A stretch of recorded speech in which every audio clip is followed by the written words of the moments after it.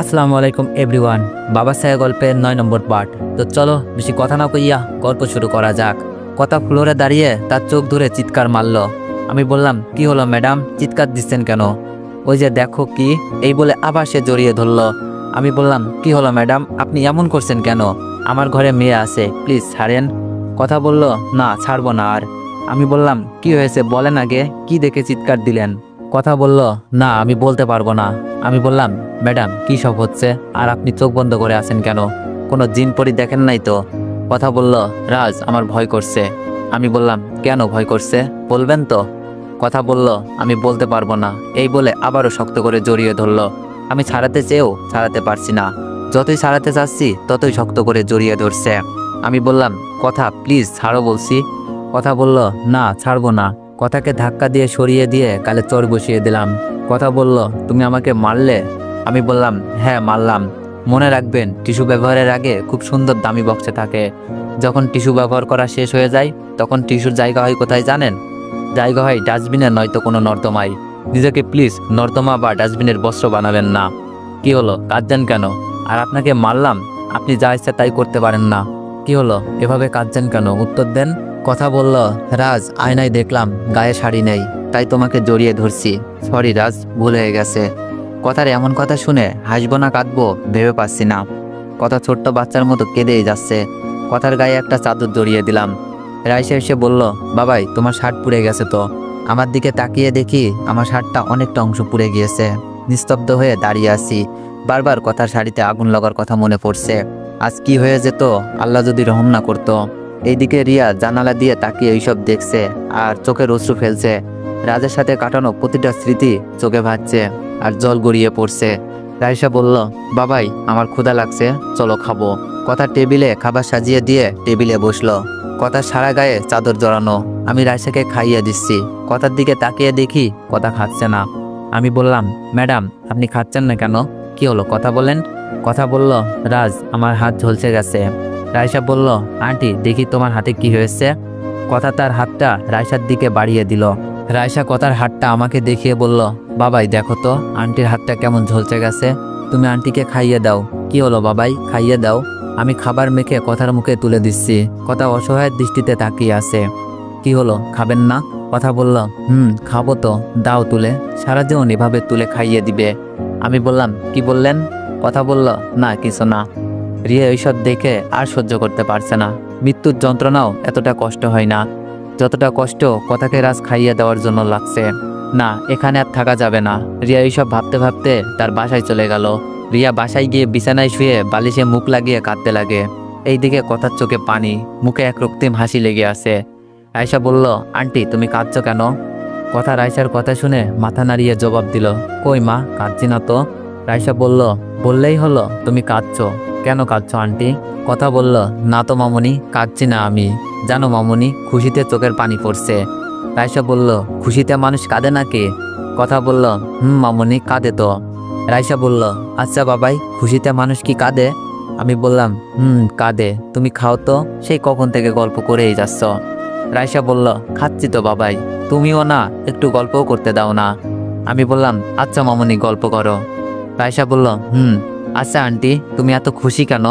কথা রাইসার কথা শুনে অবাক হয়ে গেল। কি উত্তর দিবে ভেবে পাচ্ছে না। রাইসা বলল, আন্টি বলো না কেন তুমি এত খুশি। মামুনি তোমার বাবাইকে বলো, তোমার বাবাই জানে। রাইসা বলল, বাবাই বলো তো আন্টি এত খুশি কেন? আমি রাইসাকে কি বলবো ভেবে পাচ্ছি না। হঠাৎ কথার ফোন বেজে উঠল। ফোনটা ধরতেই ওপাশ থেকে কথার বাবা বলল, মারে কখন আসবি? 9টা বাজতে চললো। কথা বলল, এই তো বাবা আসছি। আচ্ছা ঠিক আছে, তাড়াতাড়ি আসিস। কথা ফোনটা কেটে দিয়েই অবনীর কাছে ফোন দিল। অবনী ফোন ধরতেই কথা বলল, দোস্ত তোর শাড়ি আছে না? অবনী বলল, হ্যাঁ, তবে শাড়ির কথা বলছিস কেন? কথা বলল, পরে বলছি, তোকে একটা ঠিকানা দিচ্ছি, 10 মিনিটের মধ্যে চলে আয়। অবনী বলল, আচ্ছা আসতেছি। প্রায় মিনিট 15 পর অবনী এসে হাজির। অবনী কথাকে এই অবস্থায় দেখে চমকে যায়। অনেকটা ভয় নিয়ে বলে, দোস্ত তোর এই অবস্থা কেন? কথা অবনীকে সবকিছু খুলে বলল। কথা অবনীর নিয়ে আসা কাপড়টা পরে বের হয়ে গেল। পরের দিন সকালে রাইসাকে নিয়ে স্কুলে দিয়ে অফিসে গেলাম। অফিসে ঢুকতেই কার সাথে যেন ধাক্কা লাগলো। সেই দেখি রিয়া। রিয়া কিছু না বলেই ডেস্কে চলে গেল। আমাকে সরি বলার সুযোগটাও দিল না। এইদিকে রাইসা ঘড়ির দিকে তাকিয়ে দেখি প্রায় 12টা বাজে। ক্লাসরুম থেকে বের হয়ে জেসিকা ম্যাডামকে বলল, ম্যাম আসতে পারি? ম্যাম বলল, হ্যাঁ আসো মামুনি, কিছু বলবে? রাইসা বলল, ম্যাম আমার ছুটি লাগবে। ম্যাম বলল, ও ছুটি কেন লাগবে? রাইসা বলল, ম্যাম আমার বাবাইয়ের জন্মদিন তাই। ম্যাম বলল, আচ্ছা তোমার বাবাইকে ফোন করছি, তোমার বাবাই নিতে আসবে।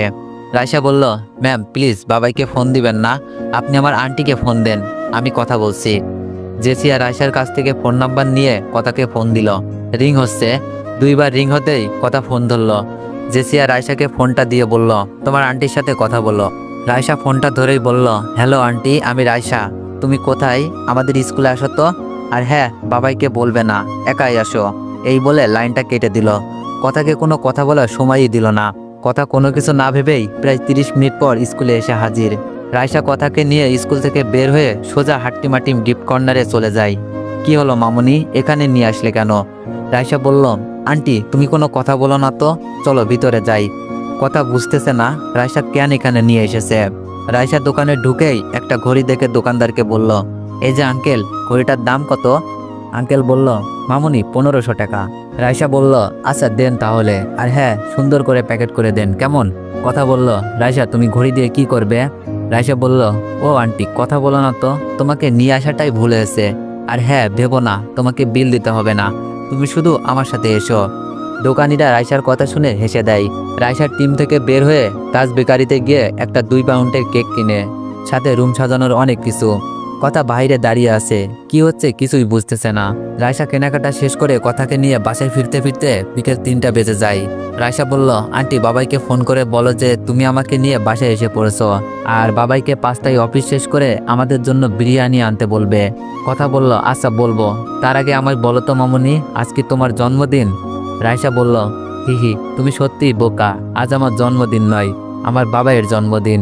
কথা বলল, রাজের জন্মদিন? কি বলছো মামুনি, আমাকে আগে বলবে না? রাইসা বলল, তোমাকে বললে কি হতো? আচ্ছা এখন তো বললাম, এখন চলো রুমটা সাজাই। এইদিকে অফিসে কাজ করছি, হঠাৎ ফোনটা বেজে উঠল। ফোনটা ধরতেই ওপাশ থেকে কথা বলল, অফিস শেষ করে আলিশান থেকে বিরিয়ানি আনতে। আমি অফিস শেষ করে বের হয়ে বিরিয়ানি আনতে আনতে সন্ধ্যা লেগে যায়। বিরিয়ানি নিয়ে যখন রুমে ঢুকবো তখন ভয়ে বুকটা কেঁপে উঠল। বাড়িটা শুনশান নীরবতা আর অন্ধকার। রাইসাকে বারবার ডাকছি, কোনো শব্দ আসছে না। হঠাৎ রুমে সবগুলো লাইট একসাথে জ্বলে উঠল, সাথে মায়াভরা কণ্ঠে রাইসা বলতে লাগলো, হ্যাপি বার্থডে টু ইউ বাবাই। আমি রুমটা দেখে অবাক হয়ে গেলাম। সারা রুম বেলুন দিয়ে খুব সুন্দর করে সাজানো, টেবিলের উপর কেক রাখা। বুঝতেছি না এসব কে করলো। কথা বলল, কি হলো রাজ, কিছু ভাবছো? এসব কে করলো? তোমার রাজকন্যাটা করেছে, সবকিছু আমাকে না জানিয়ে। আমি সারপ্রাইজড হয়ে গেছি রাইসার বুদ্ধি দেখে। কথার কাছে এমন কথা শুনে চমকে উঠলাম। রাইসার টাকা কোথায় পেল? আমি বললাম, রাইসা মামুনি আমার কাছে আসো তো। রাইসা বলল, বলো বাবাই। আমি বললাম, মামুনি তুমি এইসব করার জন্য টাকা কোথায় পেলে?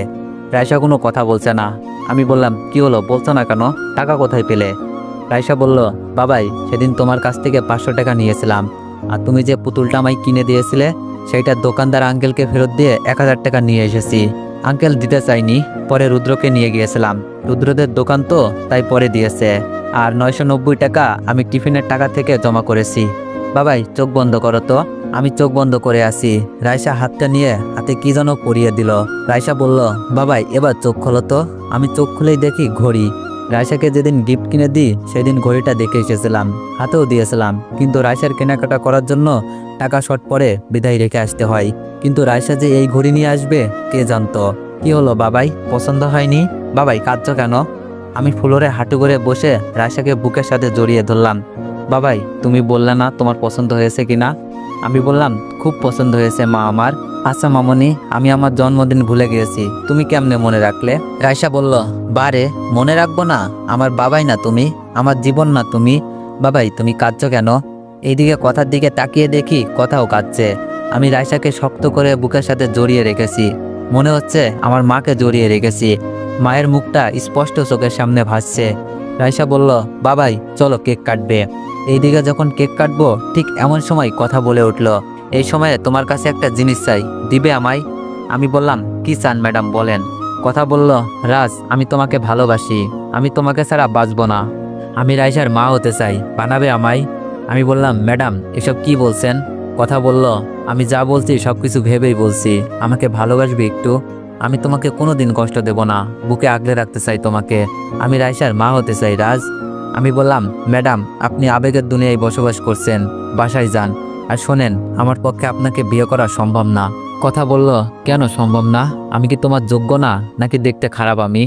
আমি বললাম, ম্যাডাম যোগ্যতার দিক থেকে আপনি আমার অনেক উপরে, এজন্যই আমি আপনার কর্মচারী। আর আপনি দেখতে খারাপ না, যে কোনো পুরুষ আপনাকে প্রথম দেখায় প্রেমে পড়ে যাবে। কিন্তু ম্যাডাম আমার প্রেমে পড়া সম্ভব না। আমার এই মনে যতটুকু জায়গা আছে সব জায়গাতেই রাইসার বসবাস, শুধু বাকিটা জীবন রাইসাকে নিয়েই কাটিয়ে দিব। কথা বলল, রাজ আমি তোমার ভালোবাসা চাই না, তোমার পায়ের নিচে একটু জায়গা চাই। আর আমার মেয়ে হিসাবে রাইসাকে চাই। আর তুমি চাইলে আমি জীবনে কোনো সন্তান নিব না, তবু আমাকে দূরে সরিয়ে দিও না। আমি তোমার কাছে করজোড়ে মিনতি করছি। আমি বললাম, ম্যাডাম ক্ষমা করবেন, এই মনে রাইসা ছাড়া আর কারো জায়গা নেই।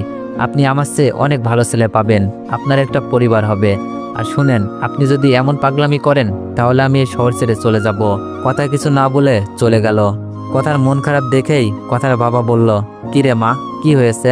কথার বাবা বলল, আমার মাটার মন খারাপ কেন? কি হলো আমার মাটার? কথা বলছে না কেন?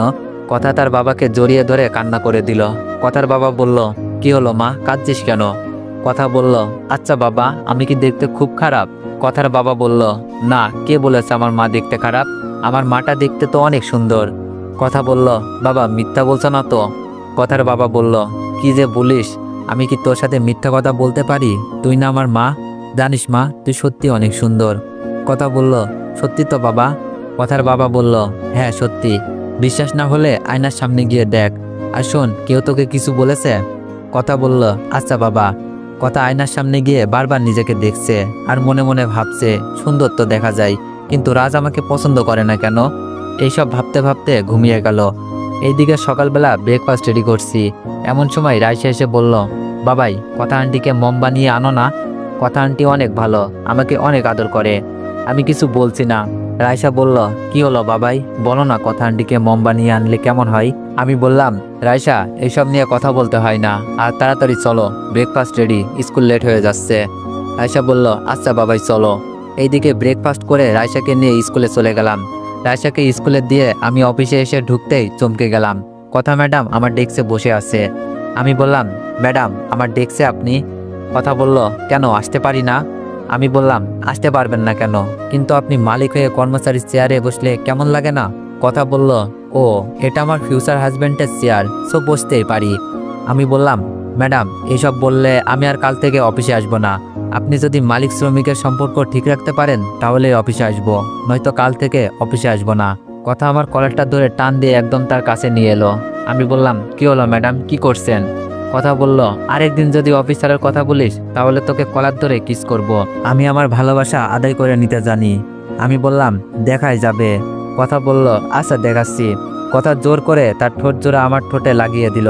কথা ম্যাডামকে ধাক্কা দিয়ে ছাড়িয়ে গালে চড় বসিয়ে দিলাম। কথা চড় খেয়ে আবারও জড়িয়ে ধরে যখন কিস করতে যাবে ঠিক তখনই কে যেন দরজা ধাক্কা দিল। সেই দেখি রিয়া। রিয়া আমাকে আর কথাকে এই অবস্থায় দেখে স্তব্ধ হয়ে দাঁড়িয়ে রইল। কথা কিছু না বলে চলে গেল। রিয়া আমার দিকে তাকিয়ে দেখে আমার গালে লিপস্টিক লেগে আছে। আমি রিয়াকে কি বলবো ভাবতে পারছি না। রিয়া পলকহীন ভাবে আমার দিকে তাকিয়ে আছে।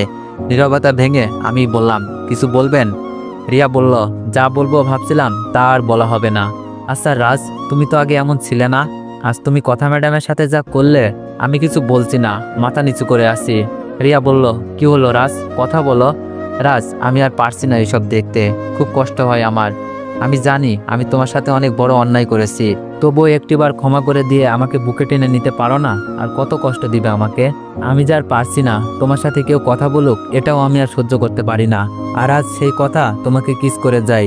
আমার সত্যি মরে যেতে ইচ্ছে করছে। কি নিয়ে বাঁচবো বলো, আমার যে সব শেষ। তোমার কত কিস করতে মন চাই, আমাকে করো, তবুও জানো কথা ম্যাডামকে কিস করো না, আমার সহ্য হয় না। আমি বললাম, কি বলছো এইসব তুমি? আর তোমাকে আমি কেন কিস করব? কথা ম্যাডাম জোর করে দিয়েছে, আমি কি করব? রিয়া বলল, তাই না, জোর করে দিছে? খুব তো দেখলাম লিপস্টিক খাওয়া হচ্ছে। আমি বললাম, রিয়া মুখের ভাষা ঠিক করো। রিয়া বলল, তুমি কিস করবা আর আমি বলতে গেলেই দোষ? আমি বললাম, আমি কতবার বলবো কথা ম্যাডাম জোর করে কিস করেছে? রিয়া বলল, তাই না, দেখাচ্ছি।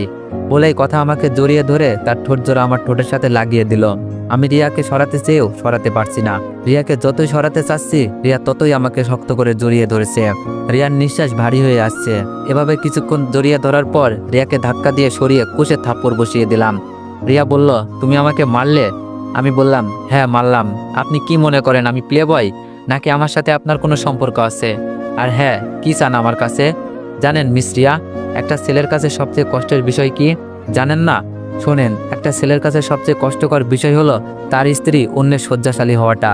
আমি যখন অসুস্থ হয়ে বিছানায় পড়েছিলাম আর আপনি তখন আপনার বসের সাথে নিজের শারীরিক চাহিদা মেটাতে ব্যস্ত। আমার পিচ্চি মেয়েটা যেই বয়সে নিজের কেয়ার ঠিকমতো নিতে পারে না, সেই বয়সে তার বাবার কেয়ার নিতে ব্যস্ত। অসুস্থ স্বামীকে শয্যায় রেখে আপনি ড্রিঙ্কস করে মাতাল হয়ে আসেন। জানো, তোমার চেয়ে আপনার চেয়ে পতিতারা ভালো। তারা নিজের পেটের ক্ষুধা মেটাতে পতিতার কাজ করে, আর তোমার মতো মেয়েরা নিজের শারীরিক চাহিদা। লজ্জা করে না এসব করতে? তুমি জোর করে কিস করলেই আমি তোমার হয়ে যাব? নিজেকে সংশোধন করো। তোমরা মেয়েরা যেমন কাছে টানতে পারো, আবার দূরে ঠেলে দিতেও জানো। কি হলো, কাঁদছো কেন? রিয়া বলল, রাজ, আমি তোমাকে সত্যি ভালোবাসি। তুমি যা বলবে তাই করব। তবুও আমাকে ছেড়ে যেও না। রিয়ার চোখের পানি মুক্তোর দানার মতো টকটক করে পড়ছে। চোখের পানি মুছে দেওয়ার মতো শক্তি নেই আমার। আমি রিয়ার চোখের পানি দেখে নিজের চোখের পানি আটকাতে পারছি না। রিয়াকে জড়িয়ে ধরে ইচ্ছা করছে আমিও তোমাকে ভালোবাসি, কিন্তু না, রিয়াকে বুকে টেনে নিলে পবিত্র ভালোবাসাটার অপমান হবে। রিয়া বলল, রাজ, ক্ষমা করা যায় না আমায়? আমি বললাম, ক্ষমা তো সে কবেই করে দিয়েছি। আর হ্যাঁ, প্লিজ এখান থেকে চলে যাও। কেউ এভাবে দেখলে বিষয়টা খারাপ হয়ে যাবে। প্লিজ চলে যাও। রিয়া চোখের পানি মুছতে মুছতে চলে গেল। রিয়া চলে গেলে আমি ওয়াশরুমে গিয়ে কান্না করলাম। বুকের ভেতরটা ফেটে যাচ্ছে। চোখে মুখে পানি দিয়ে আবারও ডেস্কে এসে অফিসের ফাইলটা হাতে নিলাম। এইদিকে কথা অফিসে বসে ভাবতে লাগলো, কি করলে রাস্তাকে ভালোবাসবে। আচ্ছা, রিয়াকে বিষয়টা বলা যাক। কথা রিয়াকে ডেকে পাঠালো। পিয়ন গিয়ে রিয়াকে বলল, ম্যাডাম আপনাকে ডাকে। রিয়া বলল, আচ্ছা তুমি যাও, আমি আসছি। রিয়া হাতের কাজটা শেষ করে কথার রুমের সামনে দাঁড়িয়ে বলল, ম্যাম আসতে পারি? কথা বলল, হ্যাঁ আসো। রিয়া বলল, ম্যাডাম কিছু বলবেন? কথা বলল, হ্যাঁ বসো বলছি। রিয়া বলল, আচ্ছা। রিয়া চেয়ারে বসলেই কথা বলল, আচ্ছা রিয়া, বলুন তো ছেলেরা কি পরলে বেশি পছন্দ করে? রিয়া বলল, ম্যাম অধিকাংশ ছেলেরাই শাড়িতে মেয়েদের পছন্দ করে। কথা বলল, ও আচ্ছা, ধন্যবাদ। তোমার সাথে শেয়ার করি, যদিও করা ঠিক না, তবুও তোমাকে বিশ্বস্ত মনে হয়। রিয়া বলল, ম্যাডাম কি বলবেন কিছুই বুঝতেছি না। কথা বলল, সব বুঝবে, আগে শোনো। আমি রাজকে ভালোবাসি, খুব ভালোবাসি। রিয়া বলল, ম্যাডাম রাজ না বিবাহিত? কথা বলল, জানি, রাজের বউ রাজকে ছেড়ে চলে গেছে। রিয়া বলল, একটা বাচ্চাও তো আছে। কথা বলল, কি যে বলো না, ওটা তো আমারই মেয়ে। রায়সার মতো মেয়ে পাওয়া সত্যি ভাগ্যের বিষয়। আচ্ছা রিয়া, তোমাকে একটা হেল্প করতে হবে, প্লিজ না করো না। রিয়া বলল, বলুন কি হেল্প? কথা বলল, আগে প্রমিস করো। রিয়া বলল, প্রমিস করতে হবে না। ম্যাম বলেন কি করতে হবে? আপনি আমাকে বিপদে আশ্রয় দিয়েছেন, আপনার জন্য জীবনটাও দিলে কম হবে না। কথা বলল, তাহলে প্রমিস? রিয়া বলল, আচ্ছা প্রমিস। কথা বলল, রিয়া তুমি রাজকে বলবে ম্যাম তোমাকে অনেক ভালোবাসে, তোমাকে ছাড়া বাঁচবে না, তুমি ম্যামকে বিয়ে করো। আর হ্যাঁ রিয়া, তুমি কিন্তু আমাদের বিয়েতে সারাক্ষণ থাকবে। আমার তো বোন নেই, তুমি তো আমার বোন। বলো পারবে রাজি করাতে রাজকে? রিয়া কি বলবে ভেবে পাচ্ছে না, বুকটা ভেঙে চুরমার হয়ে যাচ্ছে, চোখের পানি টলটল করে পড়ছে। কথা বলল, কি হলো, পারবে না বোন? তো এভরিওয়ান, নেক্সট পার্টের জন্য অপেক্ষা করুন। আর যারা যারা আমার সাথে যোগাযোগ করতে চান, ভিডিওর কমেন্ট বক্সে আমার টেলিগ্রাম গ্রুপের লিঙ্ক দেওয়া আছে, সবাই গিয়ে জয়েন হয়ে যান।